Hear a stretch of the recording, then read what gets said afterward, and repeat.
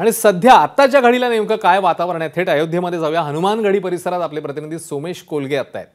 सोमेश, कसं वातावरण आता तिकडे पाहायला मिळते? रात्र झालेली आहे, मात्र जसं आपण दाखवले दृश्य तिकडे दिव्यांचा झगमगाट आहे, रोषणाई आणि सगळीकडे चैतन्य पसरलंय वातावरणामध्ये। सोमेश, अश्विन, नक्कीच आपण पाहू शकतो आता आपण हनुमानगढी समोर उभे आहोत आणि प्रचंड रोषणाई या संपूर्ण रस्त्यावर करण्यात आलेली आहे।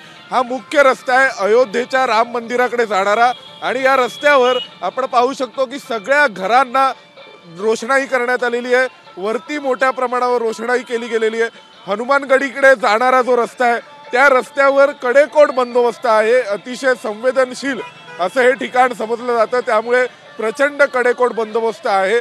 आणि इथपासून आपण जर पाठीमागे जरी पाहिलं तर अगदी हा रस्ता जिथून सुरू होतो त्या रस्त्यापासून ते राम जन्मभूमीपर्यंत प्रचंड जबरदस्त रोषणाई एक प्रकारे सर्व युनिफॉर्मिटी साधत करण्यात आलेली आहे।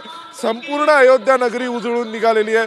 सगळीकडे इतकं उत्साहाचं वातावरण आहे। आता रात्र झाली आहे, टेम्परेचर अतिशय कमी आहे, जवळपास 9 ते 8 डिग्री सेल्सिअस इतकं कमी टेम्परेचर आहे। कडाक्याची थंडी आहे, पण लोकांमधला उत्साह, जोश हा कमी झालेला नाही।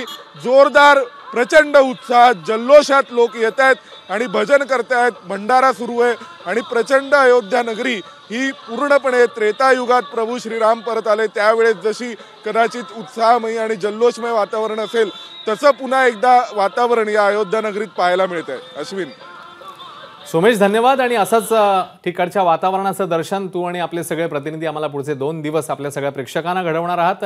जसं आता सोमेशने सांगितलं तिकडे रोषणाई आणि खरोखरच ऊर्जा चैतन्यमय असं वातावरण पाहायला मिळतंय। एबीपी माझा, उघडा डोळे बघा नीट।